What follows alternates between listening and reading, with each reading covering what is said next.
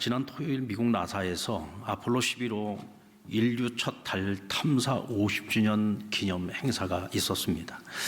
여러분들 아폴로 11호 하면은 기억나는 게 뭐가 있습니까? 닐 암스트롱, 그렇죠? 닐 암스트롱이 여러분들 생각이 나실 겁니다. 저는 아폴로 11호 그러면은 제일 먼저 생각나는 게 제 머리에 구멍이 난 것이 생각이 나고 또 달걀이 생각이 납니다. 달 착륙하는 날 저희 동네에 저희 집에만 TV가 있었습니다. 그래서 동네 어른들이 저희 집에 와서 다 그 달 착륙하는 그 광경을 보기 위해서 다 들어오셨는데 저보다 나이가 몇 살 위였던 대봉이라는 형이 있었는데 그 방앗간집 아들이었어요. 이 친구가 저한테 딱지를 한 통을 갖다 주면서 이 딱지를 받고 나한테 TV를 볼 수 있게 해달라. 그래서 저는 당연히 딱지를 받고 약속을 했는데 당일날 어른들이 너무 많이 오셔가지고 우리 어머니가 안 된다는 거예요. 그래서 그 형 보고 안 된다고 했더니 자기 그 방앗간에 가가지고 그 쌀을 갖다 이렇게 콕 찍어서 이렇게 올리는 이렇게 갈고리가 있어요. 그걸 가지고 와서 그냥 제 머리를 찍어버린 거예요. 그 머리에 구멍이 났거든. 그 바람에 그 어머니가 한 2달 정도 매일 아침마다 계란을 갖다가 이렇게 집으로 엮은 그 집에 계란, 옛날에 여러분들 계란 꾸러미 아시죠? 그 계란 꾸러미를 매일마다 아침마다 그 어머니가 사죄하는 마음으로 갖다 주셔가지고 제가 그때 계란 후라이를 저 혼자 얼마나 열심히 많이 먹었는지 모릅니다. 그래서 저는 아폴로 11호 그러면은 머리에 구멍 난 날, 그리고 매일 계란 후라이 먹은 것. 지금도 제가 계란 후라이 좋아하는 게 다 그때 그 트라우마 때문에 그렇습니다. 우리는 아폴로 11호 그러면은 닐 암스트롱을 기억을 하는데 함께했던 2명의 대원을 우리는 잘 기억을 못하죠. 혹시 여러분들 가운데 그 나머지 2 사람 이름도 혹시 기억하시는 분이 있습니까? 아마 거의 없으실 거예요. 어떤 분은 닐 암스트롱, 루이 암스트롱이라고 그러더라고요. 이런 루이 암스트롱은 그 흑인 가수죠. 닐 암스트롱이 달을 첫 발을 내디뎠던 분. 아폴로 11호의 사령관이었죠.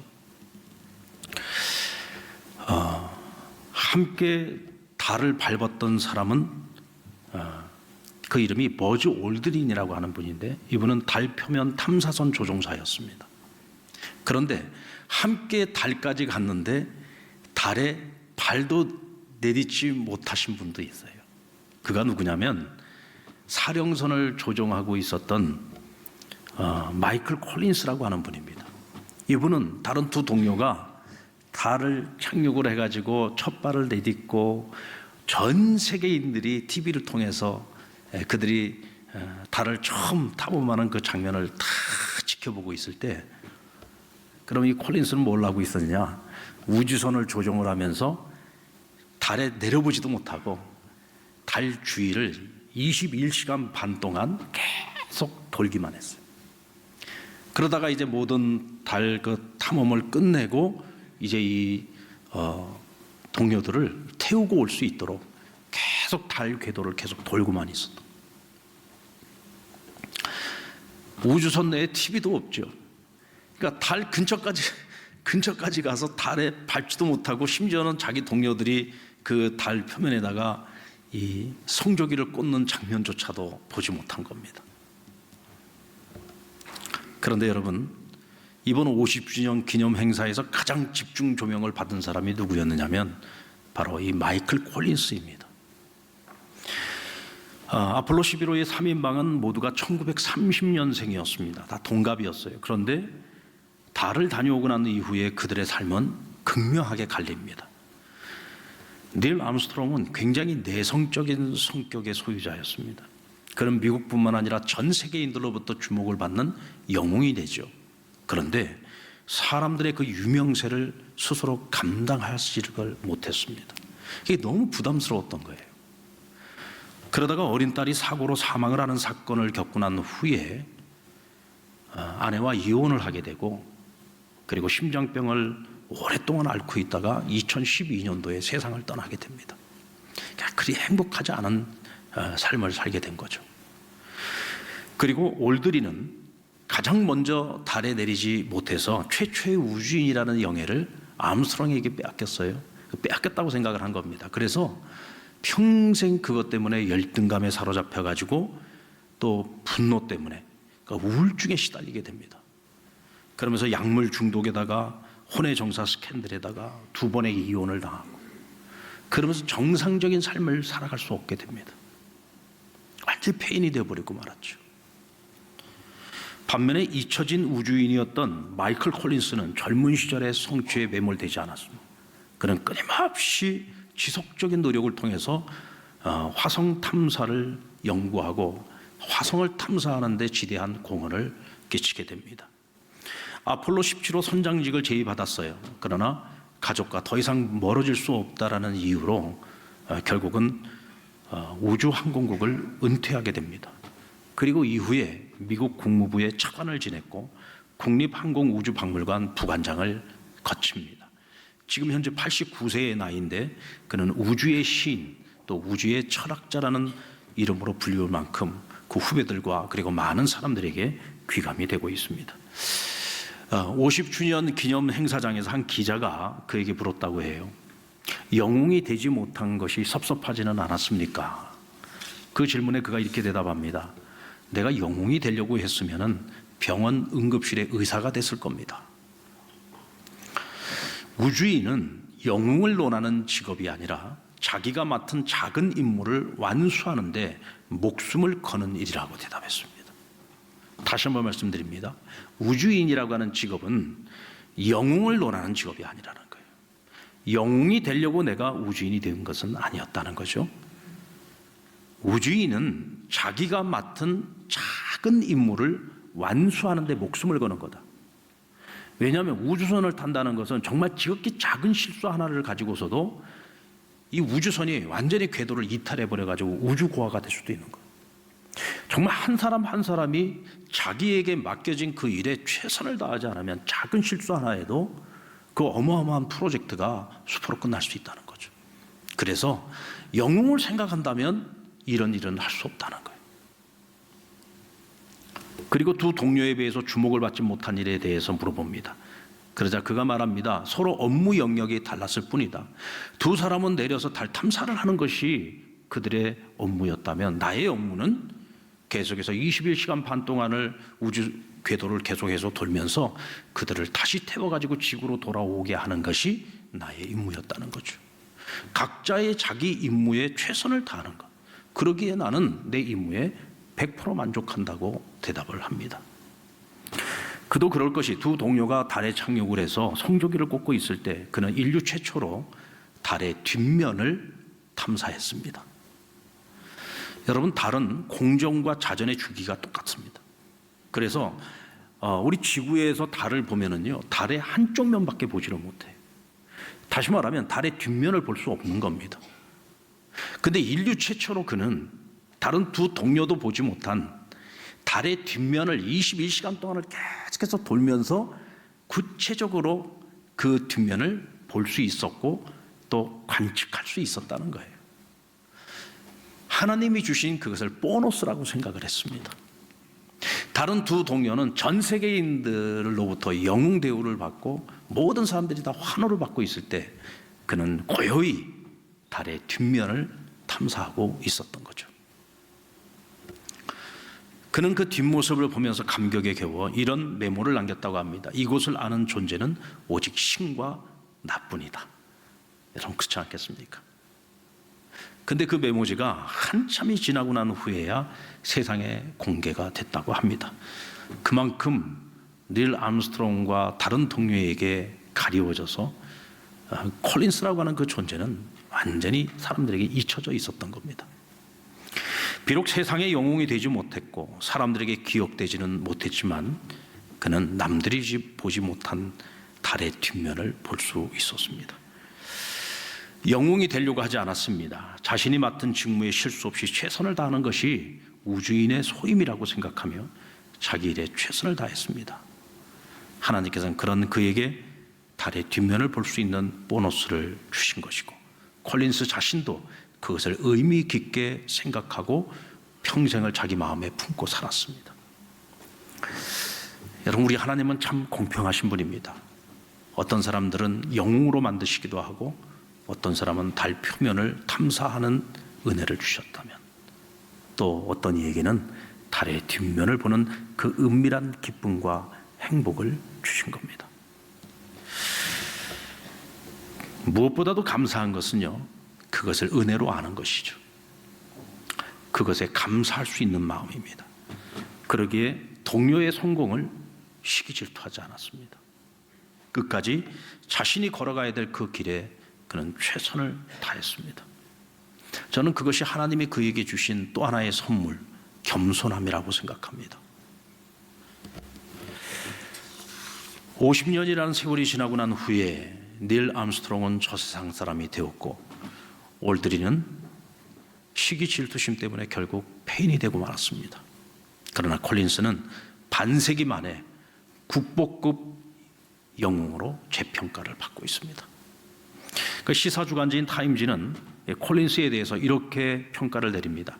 역사의 무대 뒤편에 있던 3인자가 이후 얼마나 풍요롭고 열정적인 삶을 살아갈 수 있는지를 그는 우리에게 보여주었다.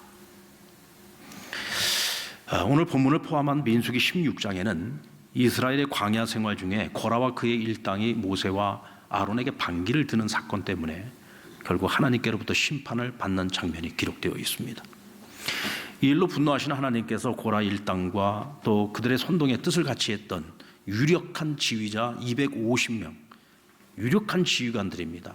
그냥 지휘관이 아니에요. 아주 유력한 지휘관 250명을 하나님께서 심판을 하시는데 땅을 갈라 그들이 다 산채로 매몰당하게 하셨습니다. 그리고 그들이 각각 피웠던 향로에서 하나님의 불이 나오는데 그 불에 250명이 다 타서 죽습니다. 끔찍한 재앙이 그들 가운데 임했던 거죠. 하나님께서 왜 그들을 그렇게 다루셨을까? 하나님이 기름 부은 지도자요 종이었던 모세와 아론을 반역했기 때문일까요? 사실 꼭 그것만은 아닐 거라고 생각합니다. 그보다 더 근본적인 이유가 있겠죠. 그것은 그들이 왜 모세와 아론에게 반역을 했는가 하는 동기입니다. 그 동기가 하나님 보시기에 가증한 죄였던 거죠. 자, 그러면 그들의 그 동기가 무엇인지를 보겠습니다. 그 첫째는 하나님께서 그들에게 각각의 직무를 주셨는데 그들은 하나님이 그들에게 맡기신 그 직무를 사랑하지 않았습니다. 뿐만 아니라 하나님이 주신 그 일, 하나님이 맡기신 그 일을 사랑하기보다도 그 일을 통하여 주어지는 대가에 그들의 마음이 있었다는 거죠. 고라는 오늘 1절에 보면 레위의 증손 고핫의 손자 아살의 아들 고라라고 소개하고 있습니다. 다시 말하면 오늘 이 고라는 레위 지파 사람이죠. 레위 지파가 어떤 지파입니까? 그들은 따로 하나님께 기업을 받지 못했어요. 그들의 기업은 하나님이셨습니다. 하나님을 가장 가까이에서 섬길 수 있는 특권이 그들에게 주어졌고, 그래서 그들은 하나님의 성막을 철저하게 섬기고 봉사하고 관리하는 일만 맡아서 했습니다. 그것 자체만 보더라도 이 사람들은 복받은 사람들이죠. 게다가 이 고핫 자손들은요, 성막 가운데서도 가장 중요한 하나님의 언약궤가 있는 지성소를 섬기고 돌보고 봉사하는 사람들이었습니다. 그러니까 게르손이나 무라리 자손들, 같은 레위 지파지만 다른 자손들에 비해서 훨씬 더 중요한 일을 맡고 있었다고 할 수 있습니다. 그럼에도 불구하고 고라가 사람들을 선동하고 모세와 아론에게 반기를 들게 한 것은, 모세나 아론도 자기들과 똑같은 레위 지파인데 왜 그들이 독식하느냐는 거예요. 모세는 이스라엘의 지도자로서의 절대 지도자로서의 그 권리를 그가 독식하고 있고, 또 아론과 그의 아들들이 대제사장직과 제사장직을 독식하고 있다는 거죠. 우리도 같은 레위 지파고 하나님은 우리와도 같이 하시는데 왜 우리는 제사장이 되지 못하느냐 하고 거기에 반기를 든 것입니다. 근데 3절 말씀에 보면 같이 읽어볼까요? 그들이 모여서 모세와 아론을 거슬러 그들에게 이르되 너희가 분수에 지나도다 회중이 다 각각 거룩하고 여호와께서도 그들 중에 계시거늘 너희가 어찌하여 여호와의 총회 위에 스스로 높이느냐. 모세와 아론을 가리켜 너희가 스스로 높이고 있다는 거예요. 여기 지금 여러분 고라의 착각이 있습니다. 모세나 아론이나 그 아들들이나 자기들이 스스로 지도자가 되려고 하지 않았어요. 자기들이 스스로 대제사장이나 제사장이 되려고 하지 않았어요. 전적으로 하나님께서 그들에게 그 직무를 맡기신 겁니다. 모세는 출애굽 지도자가 되라고 말씀하실 때 극구 부정했습니다. 나같이 연약하고 나같이 무능한 자가 어찌 그 일을 할 수 있겠느냐. 하나님께서 강권적으로 맡기신 겁니다. 아론과 그의 아들들에게 대제사장직과 제사장직을 맡긴 것도 그들이 하겠다고 나선 게 아니에요. 하나님께서 맡겨서 그 일을 하게 하신 겁니다. 그런데 지금 고라는 너희가 스스로 독식하고 있다. 너희가 스스로 차지한 자리가 아니냐 하고 지금 따지고 있는 것이죠. 이것은 결국 모세와 아론에 대한 반역이라기보다는 하나님께 대한 거역이었고 하나님께 대한 반역이었다는 것이죠. 게다가 그는 거짓말까지 했습니다. 고라가 사람들을 선동하고 반역하고 있는 가장 근본적인 이유가 뭘까요? 그렇다면 그는 하나님께서 자신들에게 맡긴 그 일의 소중함을 몰랐어요. 그리고 그 일을 사랑하지 않았어요. 어떤 일이 되었든 하나님께서 나를 믿고 나에게 맡겨주신 일이라면 그 일을 사랑해야 되는데 그들은 그 일을 사랑하지 않았어요. 그 일을 사랑하지 않다 보니까 다른 사람에게 주어진 그 직무에 대해서 시기 질투하는 일이 벌어지는 겁니다.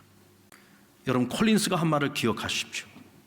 우주인은 영웅을 논하는 직업이 아니라 자기가 맡은 작은 임무를 완수하는 데 목숨을 거는 일이다.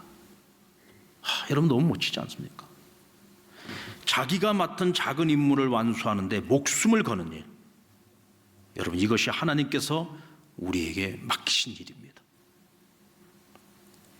그것이 어떤 일이 되었든지 우리는 그 일을 사랑하고 그 직무를 기쁨으로 감당하고 최선을 다할 때 우리는 어느 자리에 있든지 유익한 존재가 되고 필요한 사람이 됩니다. 우리 그리스도인들은요, 이런 사람이 돼야 돼요. 여러분들이 세상에서 무슨 일을 하든지 그 일을 사랑하십시오. 그리고 누구보다 그 일을 더 잘하는 사람이 되십시오. 달인이 되시기 바랍니다. 그래서 그것을 통해서 어떤 대가를 얻으려고 하지 마시고 그것을 통해서 다른 사람들에게 유익하고 필요한 존재가 되면은요, 대가와 보상은 저절로 따라오는 것입니다. 그런 이들에게 하나님께서 달의 뒷면을 보여주십니다. 남들이 보지 못하는 하나님과 나만이 아는 은밀한 기쁨, 은밀한 행복, 그것이 주어집니다. 그리고 자신이 하는 일을 작은 일로 여기는 사람은 악하고 게으른 종이 됩니다. 결국 고라와 당을 함께 짓고 모세에게 반역한 사람들은 자신이 맡은 일을 작게 여겼어요. 이는 자신들을 과대평가한 겁니다. 자신들을 과대평가하다 보니까 자신들에게 주어진 일이 너무 작다고 생각을 한 거죠. 교만인 겁니다. 이것을 모세는 이렇게 표현했어요. 분수에 지나치게 너희가 생각을 했다.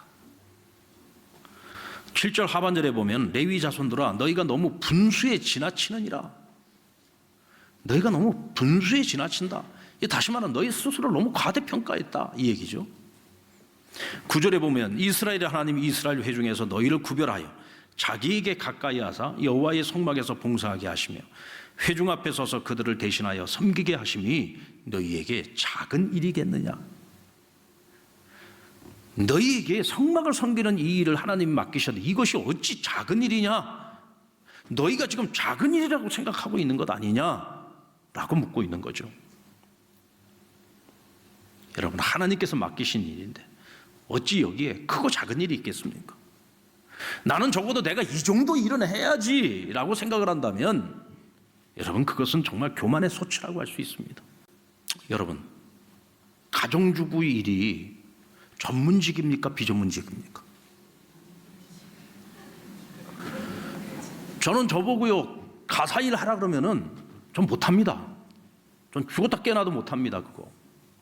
왜냐하면 전문직이기 때문입니다. 가사일이 여러분 쉬울 것 같습니까? 가사일 어렵습니다. 얼마나 일이 많습니까? 하루 종일 일해야 됩니다. 그 가사일이라는 게. 왜 집에서 아이들을 돌보고 가정일을 하는 것을 스스로가 작은 일이라고 여깁니까? 세상에 나가서 직장일을 하는 것만큼이나 가사일은 오히려 훨씬 더 중요한 일이죠. 아내가 집에서 열심히 가사일을 잘해줌으로써 남편은 밖에 나가서 마음 놓고 아무 걱정 없이 열심히 일할 수 있는 거고, 엄마가 집에서 아이들을 돌봐줌으로써 아이들을 정서적으로 안정되고 아이들도 행복하고 건강하게 자라갈 수 있는 거예요. 왜 가사일을 우습게 하라? 왜 그것 때문에 스스로 열등감에 빠지고 우울증에 걸리느냐 말이죠. 혹시 여기 그런 분 한 분이라도 계신다면 스스로에게 이렇게 얘기하십시오. 나는 진짜 바보같이 살았군요. 난 참 바보같이 살았고, 난 참 정말 바보같이 산 거예요. 그거는 생각을 바꾸세요. 이제부터는 내가 직장 다닐 때 내가 직장의 달인이었다면은 내가 이제는 가정일을 하니 이제는 가정의 달인이 돼야 되겠다. 아멘. 내가 이제는 가정의 달인이 돼야 되겠다. 그래서 그냥 남편이 그냥 입만 열면, 야, 당신은 어찌 이렇게 음식도 잘하냐? 얼굴만 이쁜 게 아니라 음식도 잘하는구나. 당신이 해주는 음식은 밖에서 사 먹는 어떤 음식보다도 맛있다. 이런 소리를 들어야지. 1년 12달 김치찌개만 끓여주고 1년 12달 된장찌개만 끓여주고 그러면 되겠습니까? 닐 암스트롱과 함께 달에 올랐던 버즈 올드린은 평생 내가 첫 발을 내디딘 그 영웅이 되지 못했다는 그것 때문에 그는 평생을 열등감 속에서 우울증에 빠져가지고 결국은 폐인이 되는 인생을 살지 않았습니까? 아니 여러분, 세상에서 달에 가본 사람이 몇 명이나 됩니까? 그것도 첫 번째로 달에 갔다 온 사람이에요. 그 하나만으로도 그 얼마나 큰 영광입니까? 그것에 감사하고 끊임없이 노력하고 최선을 다하는 삶을 살았다면 그는 그보다도 훨씬 더 위대한 일을 해낼 수도 있는 사람이었어요. 근데 그 불편한 마음 그거 하나를 다스리지를 못해가지고 그렇게 자기 인생을 망가뜨리고 불행해졌다면 세상에서 가장 못나고 못난 사람이 바로 이 사람인 거예요. 사랑하는 성도 여러분, 우리는 세상을 살아가면서 어떤 직업을 가지고 살아가든 또 교회 일을 하면서 하나님께서 우리에게 어떤 일을 맡겨주시든 우리는 그 모든 일들을 하나님께서 맡겨주신 일이기에 감사해야 되고 그 일을 우리가 더 잘하기 위해서 최선을 다해야 되고, 어떤 일을 맡겨주든지 우리는 사람들에게 잘한다 칭찬 들을 수 있는, 누군가에게 필요한 사람이 돼야 되고 누군가에게 유익한 사람이 돼야 됩니다. 이때 여러분 우리가 믿는 자로서 선한 영향력을 미칠 수 있는 것 아니겠습니까? 무슨 일을 하든 저 사람한테는 일을 맡길 수 있는 사람이 돼야 되고 무슨 일을 해도 저 사람은 꼭 필요한 사람이 되어야 되지 않겠습니까? 영웅이 되려고 하지 맙시다. 필요한 사람이 되면 됩니다. 이 일을 위해서 우리가 하나님 주시는 일을 사랑하고 최선을 다한다면 하나님께서 달의 뒷표면을 보여주신 것처럼 우리에게 하나님만이 주실 수 있는 은밀한 기쁨, 신비한 행복을 허락해 주실 겁니다. 여러분, 그 기쁨과 그 행복을 누리며 살아갈 수 있는 저와 여러분 되기를 주의 이름으로 축원합니다.